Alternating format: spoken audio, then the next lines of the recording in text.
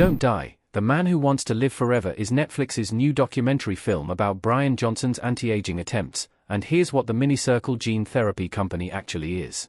The Netflix documentary film presents the lengths that Bryan Johnson is willing to go in order to reverse his aging and extend his lifespan, with the film delving into all kinds of odd and unique medications and treatments. However, one of the most notable treatments involves the Honduras-based Minicircle company, and here is everything that Don't Die, The Man Who Wants to Live Forever says about it. Don't Die, The Man Who Wants to Live Forever is all about Bryan Johnson, the wealthy tech entrepreneur who has now become more focused on anti-aging and life expansion technologies.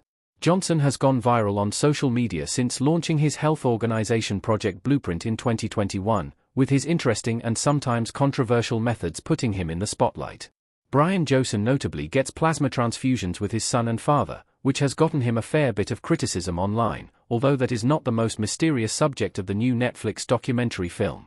Minicircle is a gene therapy company that claims to provide reversible gene therapy. Bryan Johnson uses it in Don't Die. In Don't Die, The Man Who Wants to Live Forever, the documentary crew follows Bryan Johnson to Honduras where he undergoes treatments at a company called Minicircle. Minicircle is a biotechnology research company that claims to provide reversible gene therapy, with Bryan Johnson being one of their customers. According to the documentary, most gene therapy implants into the DNA, meaning that it is irreversible.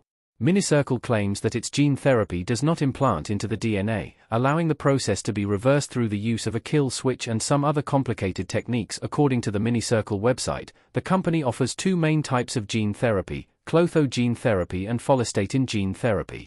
According to the website, clotho gene therapy has been shown to have potential in slowing or reversing age-related cognitive decline, chronic kidney disease, and pancreatic cancer, while follistatin gene therapy is widely cited as a good candidate for an investigational therapy of sarcopenia, ALS, and FSHMD.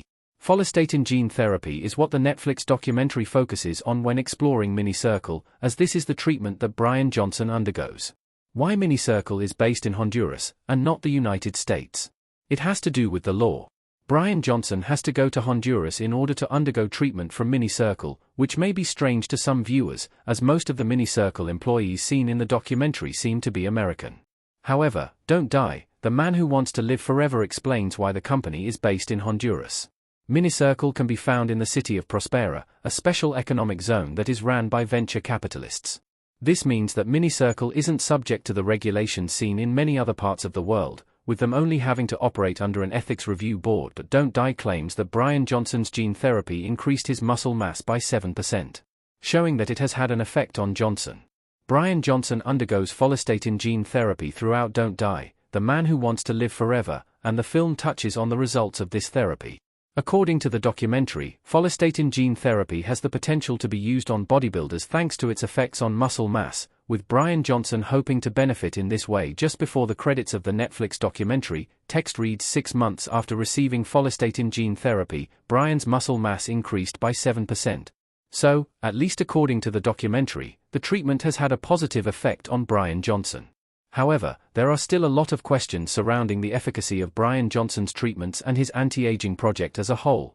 Don't Die, The Man Who Wants to Live Forever raises and answers a lot of questions, with the Minicircle company being one of the documentary's biggest mysteries.